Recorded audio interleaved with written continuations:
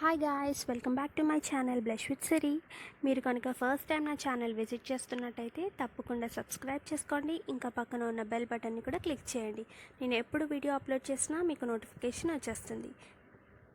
Hey guys, ఈరోజు వీడియోలో KFC స్టైల్లో చికెన్ని ఇంట్లోనే చాలా ఈజీగా ఎలా ప్రిపేర్ చేసుకోవాలో చూసేద్దాం.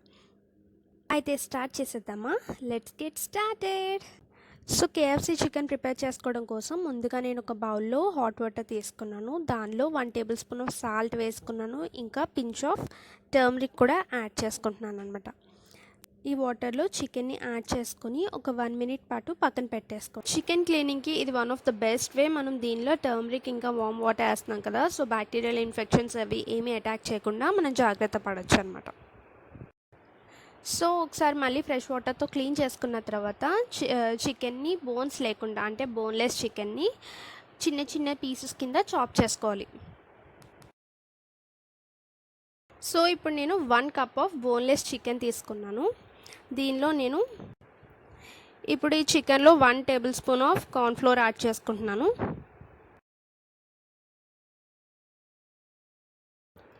దీనిలో 1/4 table spoon of garam masala and 1/4 table spoon of chicken masala,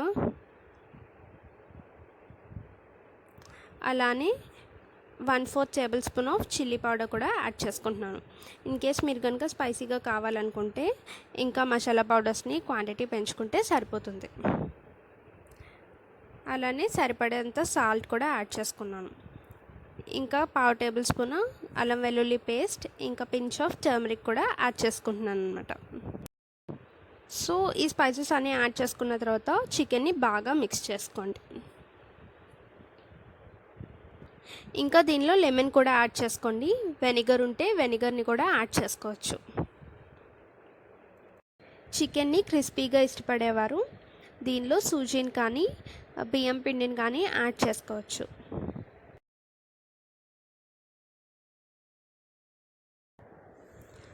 చికెన్ని బాగా మిక్స్ చేసుకున్న తర్వాత దానిలో 1 టేబుల్ స్పూన్ ఆఫ్ మిల్క్ కూడా యాడ్ చేసుకోవాలి.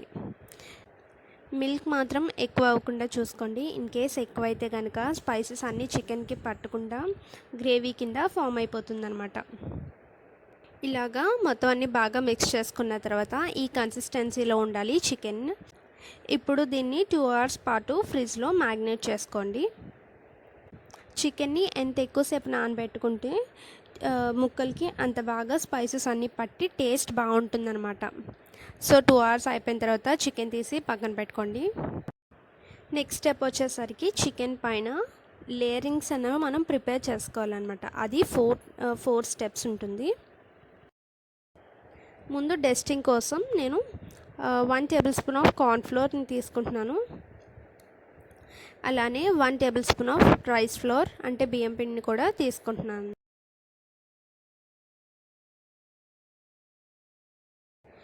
అలానే దీనిలో 2 టేబుల్ స్పూన్ల శనగపిండిని కూడా యాడ్ చేసుకోవాలన్నమాట.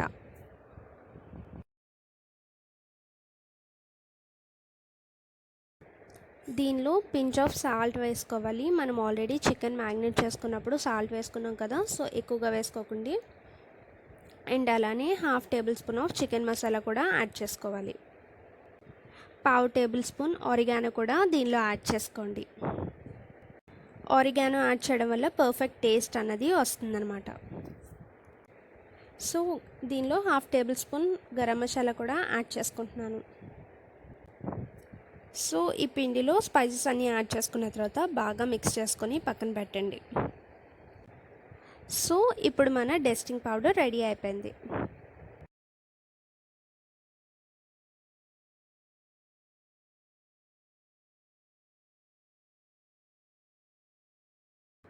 అండ్ సెకండ్ లేయరింగ్ కోసం నేను ఇక్కడ ఎగ్ని తీసుకుంటున్నాను అనమాట. ఎగ్లో కనుక 1 టేబుల్ స్పూన్ ఆఫ్ వాటర్ వేసి తర్వాత ఉప్పు కారం అది యాడ్ చేసుకొని బీట్ చేసుకున్నట్టయితే కారం ఉండలు కట్టకుండా ఈవెన్గా మిక్స్ అవుతుందన్నమాట. దీనిలో 1/2 టేబుల్ స్పూన్ గరం మసాలా కూడా యాడ్ చేసుకుంటున్నాను.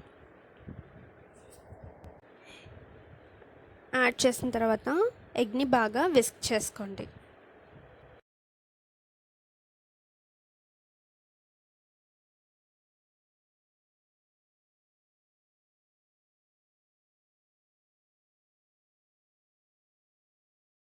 అండ్ ఫైనల్ లేయర్ కోసం కార్న్ఫ్లెక్స్ ఉంటుంది కదా, దాన్ని చిన్న చిన్న పీసెస్ కింద బ్రేక్ చేసుకోవాలి. ఇన్ కేస్ కార్న్ఫ్లెక్స్ కనుక లేనట్టయితే బ్రెడ్ క్రమ్స్లో కూడా మీరు యూజ్ చేసుకోవచ్చు. సో ఇలా బ్రెడ్ క్రమ్స్ని కానీ కార్న్ కానీ యూజ్ చేసినట్టయితే పర్ఫెక్ట్ క్రిస్పీనెస్ అన్నది చికెన్కి వస్తుంది అనమాట. అండ్ చూడ్డానికి కూడా కేఎఫ్సి స్టైల్ చికెన్ లానే ఉంటుంది. సో ఇప్పుడు మనం చికెన్ని 4 స్టెప్స్లో ప్రాసెస్ చేస్తున్నాం అనమాట. తర్వాత మనం ఫ్రై చేసుకుంటున్నాం. ఇలా మనం ప్రిపేర్ చేసుకున్నవన్నీ ఆర్డర్లో పెట్టి చూపిస్తున్నాను. ఫస్ట్ మ్యాగ్నేట్ చేసుకున్న చికెన్ని తీసుకొని మ్యాగ్నేటెడ్ చికెన్ని ఒకసారి బాగా కలుపుకోండి. మనం దీన్ని 2 hours పాటు నానబెట్టాం కదా, సో పర్ఫెక్ట్గా ఫ్లేవర్ అంతా కూడా చికెన్కి బాగా పడుతుంది. సో ఇప్పుడు ఆ చికెన్ని తీసుకువెళ్ళి ఎగ్లో డిప్ చేసండి. ఎగ్లో డిప్ చేయడం వల్ల ఆ స్టిక్కీనెస్ అన్నది వస్తుంది అనమాట. సో దట్ డస్టింగ్ చేసినప్పుడు ఆ పౌడర్ అంతా కూడా చికెన్కి బాగా పడుతుంది అనమాట. ఇలా డస్టింగ్ చేసుకున్న తర్వాత మళ్ళీ ఆ చికెన్ని తీసుకువెళ్ళి ఎగ్లో డిప్ చేయాలన్నమాట. ఎగ్లో డిప్ చేసిన తర్వాత ఫైనల్గా మనం ప్రిపేర్ చేసి పెట్టుకున్న క్రమ్స్ ఉన్నాయి కదా, క్రమ్స్ కానీ కార్న్ఫ్లెక్స్లు కానీ ఇలా డిప్ చేసుకోవాలన్నమాట.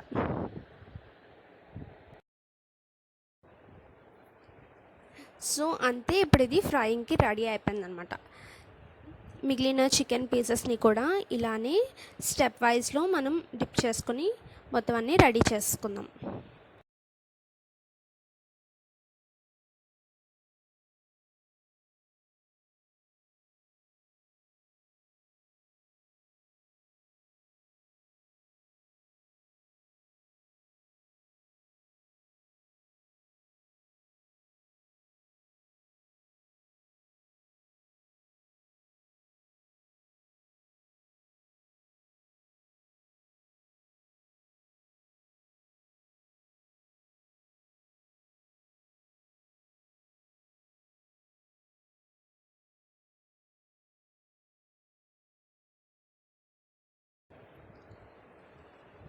ఇప్పుడు స్టవ్ ఆన్ చేసుకొని బాండి పెట్టుకుని ఆయిల్ వేసుకోండి. మనకి డీప్ ఫ్రైకి సరిపడే అంత ఆయిల్ వేసుకోవాలన్నమాట. అండ్ ఆయిల్ ఇప్పుడు బాగా ప్రీహీట్ అయ్యేంత వరకు వెయిట్ చేయాలి. ఈలోపు మనం మిగిలిన చికెన్ని కూడా ప్రిపేర్ చేసేసుకుందాం.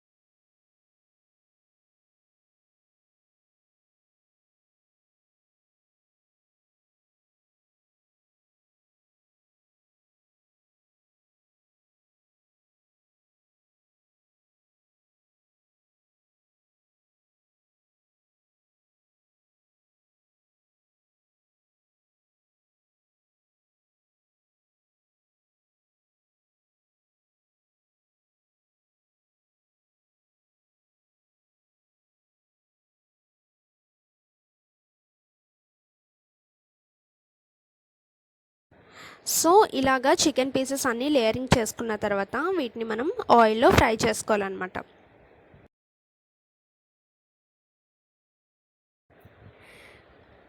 అండ్ డీప్ ఫ్రై చేసుకునేటప్పుడు ఆయిల్ బాగా వేడవ్వాలి. సో ముందుగా ఒకటి వేసి టెస్ట్ చేసుకోండి. ఇన్ కేస్ అది కనుక పర్ఫెక్ట్గా కుక్ అయితే మనం మిగిలినవన్నీ కూడా ఆయిల్లో వేసేసుకొని డీప్ ఫ్రై చేసుకోవచ్చు అనమాట.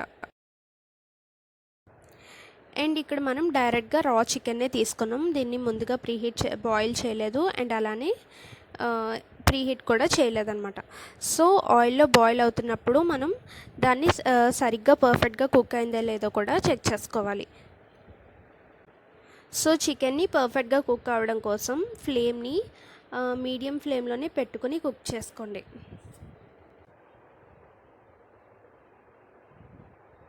ఇన్ కేస్ హై ఫ్లేమ్లో పెట్టి కుక్ చేసుకున్నట్టయితే చికెన్ బయట కుక్ అవుతుంది కానీ లోపల పచ్చిగానే ఉంటుంది. అండ్ ఇది లైట్ బ్రౌనిష్ కలర్ వచ్చేంత వరకు మనం దీన్ని ఫ్రై చేసుకోవాలన్నమాట.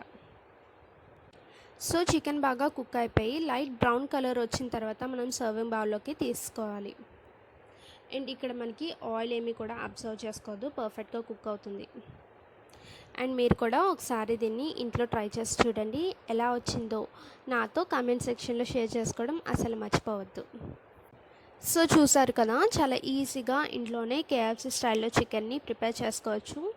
సో మీరు కూడా ఒకసారి ట్రై చేసి చూడండి. చాలా క్రిస్పీగా ఇంకా జ్యూసీగా ఉంటుంది, టేస్ట్ కూడా చాలా బాగుంటుంది. దీన్ని టమాటో సాస్తో కానీ మయోనీస్తో కానీ సర్వ్ చేసుకోండి. నా వీడియోస్ కనుక మీకు నచ్చినట్లయితే తప్పకుండా లైక్ చేయండి, షేర్ చేయండి, ఇంకా సబ్స్క్రైబ్ చేసుకోండి. అలానే పక్కన ఉన్న బెల్ బటన్ని కూడా క్లిక్ చేయండి. ఇలానే నన్ను సపోర్ట్ చేస్తూ ఉండండి. ఇంకా మంచి మంచి వీడియోస్తో, కొత్త ఐడియాస్తో మీ ముందుకు వచ్చేస్తాను. మీ సజెషన్స్ ఏమన్నా షేర్ చేయాలనుకుంటే కిందన కామెంట్ బాక్స్లో మెసేజ్ చేయండి. Stay positive and stay healthy. Bye.